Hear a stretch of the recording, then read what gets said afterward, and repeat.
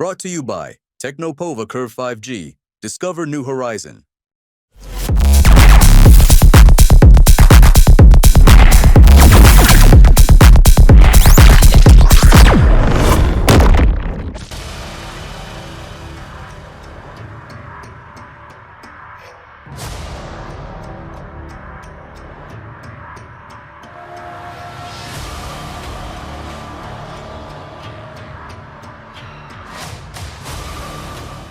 दो 2027 के विधानसभा चुनाव की तैयारियों के लिए तरकश सजा रहे उत्तर प्रदेश के सियासी दलों के सामने उससे पहले ही पूर्वांचल में एक चुनावी परीक्षा का चक्रव्यूह सजता दिखाई दे रहा है।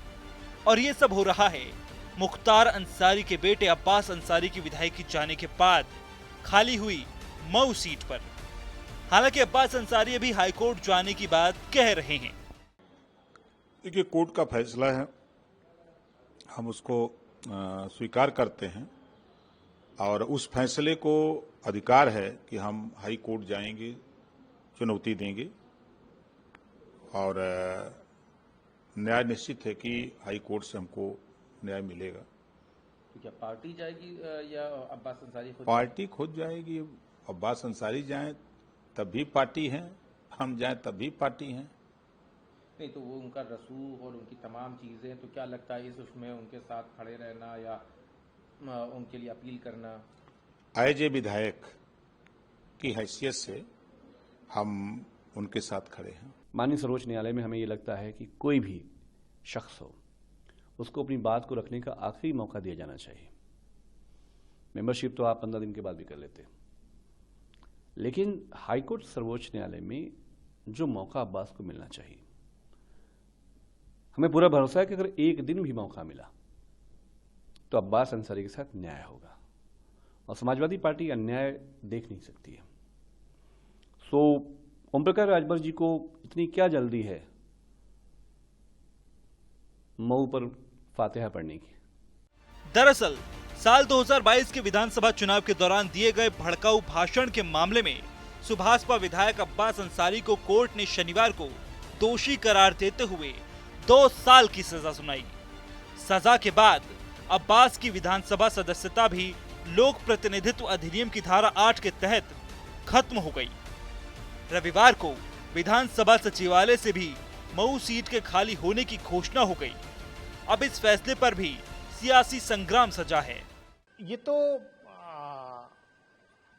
अगर चुनाव के दौरान इस तरीके के भाषणों पर सजा होने लगी तो फिर तो कोई चुनाव ही नहीं लड़ेगा, फिर तो कोई भाषण ही देने नहीं जाएगा।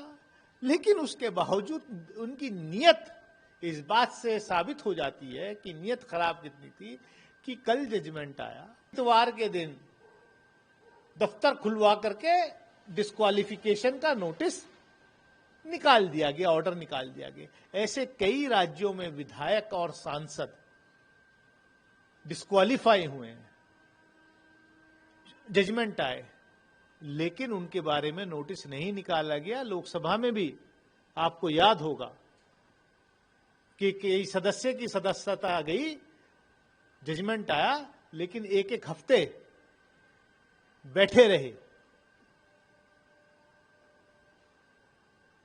नवनीत राणा का एक केस था, आपको याद होगा।